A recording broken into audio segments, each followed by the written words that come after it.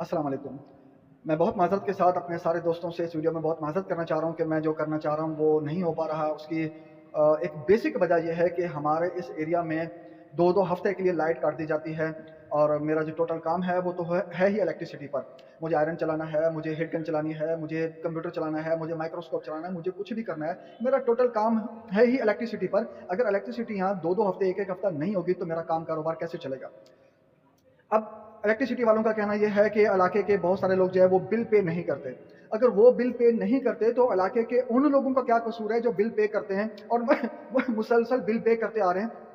हमारे कारोबार total electricity पर चलते हैं, बिजली पर चलते हैं। अगर हमें बिजली नहीं मिलेगी तो हम कारोबार कैसे करेंगे? जब कारोबार नहीं होगा तो हम अपनी फैमिलीज़ को कैसे चलाएँगे? हम सिस्टम को कैसे चलाएँगे?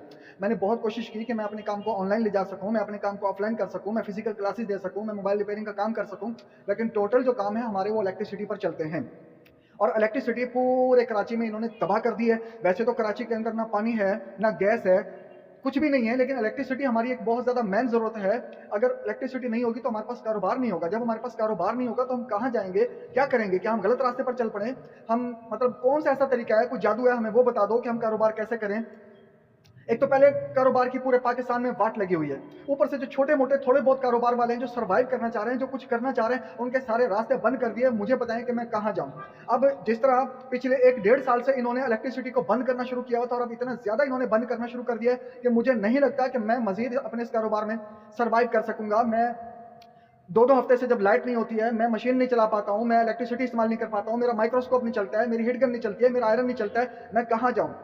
पूरे कराची में ये हालात हैं। अगर आप बोलें कि मैं एरिया चेंज कर लूँ तो मोहतरम एरिया चेंज करना, कारोबार को शिफ्ट करना, अपने आप को कहीं शिफ्ट करना इतना आसान नहीं है।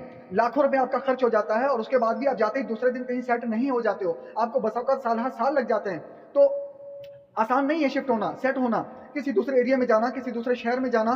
तो बहरहाल बहुत तकलीफ़ में, बहुत माज़रत के साथ मैं अपने सारे दोस्तों से हाथ जोड़ के बहुत माज़रत करता हूँ कि मैं जो करना चाह रहा था वो मैं नहीं कर पा रहा।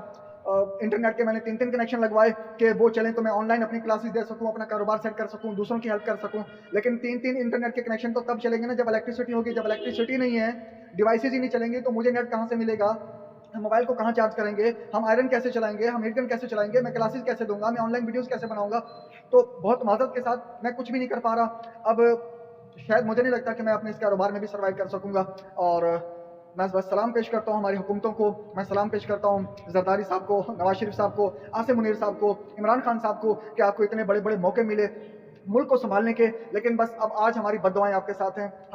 हमें जो तबाह किया, हमारे कारोबार को जो आप लोगों ने तबाह किया, अल्लाह पाक आपसे इसका हिसाब लेगा। बहुत शुक्रिया।